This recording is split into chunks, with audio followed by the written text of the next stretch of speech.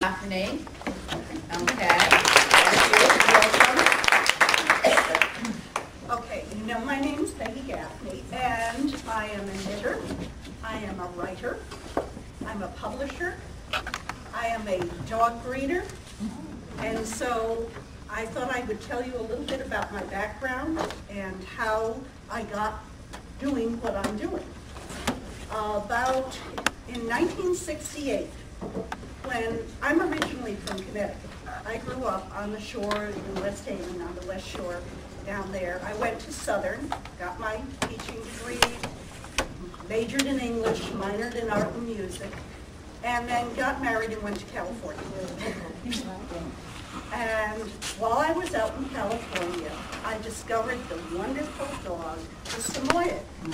And I met a professor's wife at Caltech, and she and her husband were just starting to show their dogs. So I went with them to all the shows, fell in love with the breed, and then when they were getting ready to finish their dog, I decided I had to have one of these. So I wrote to their breeder and I said, I want a dog just like Zeke. And 8 weeks later, she showed up with this absolutely adorable little puppy. In fact, the day that Zeke finished his championship, I got my Ron. Well, Ron was like Zeke, only Ron was better. Ron went on to finish his championship, and he did it the hard way, getting a group 1 from the classes, which any of you who have ever shown dogs, that's like trying to jump over the moon. And then he immediately went out to the national specialty and took best in show at the national specialty.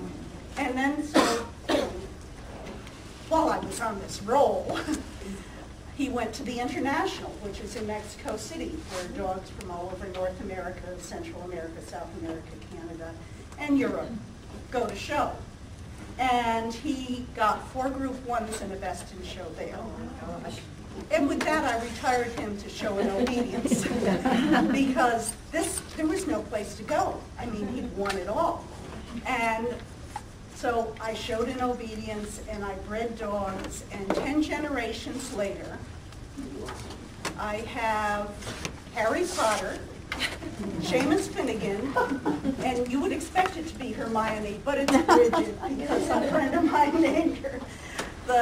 Which will probably be my last breeding. I will always have Samoyeds, but it's gotten to the point where breeding dogs is exhausting, expensive, and I'm doing this, and I don't have any spare time. I taught for 25 years, and I was also a public university, elementary school, whatnot librarian, so that took up the rest of my work career. But when I was getting ready to retire, I thought to myself, I'm a single parent with a son that's now grown up and 6'2" and working on his own.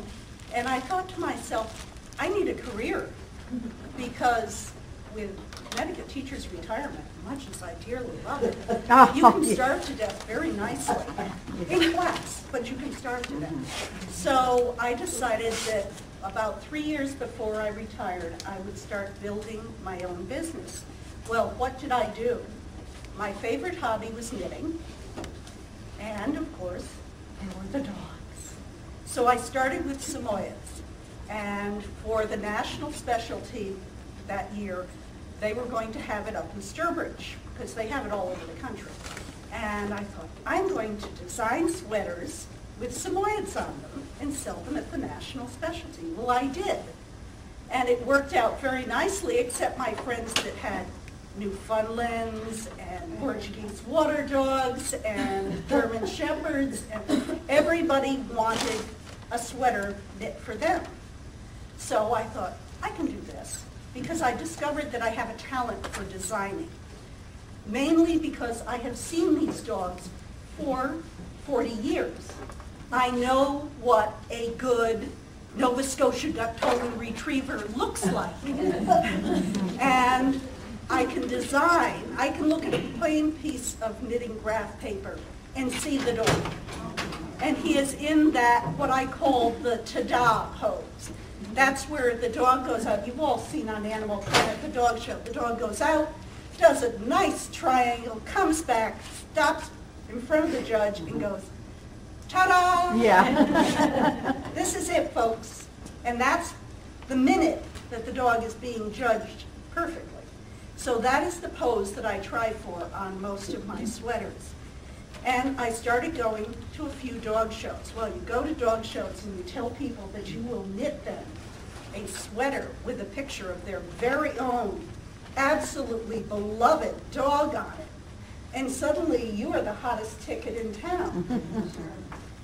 Well, 800 sweaters later, Wow. I decided before carpal tunnel completely crippled me up that I really needed to find another way of making some extra money.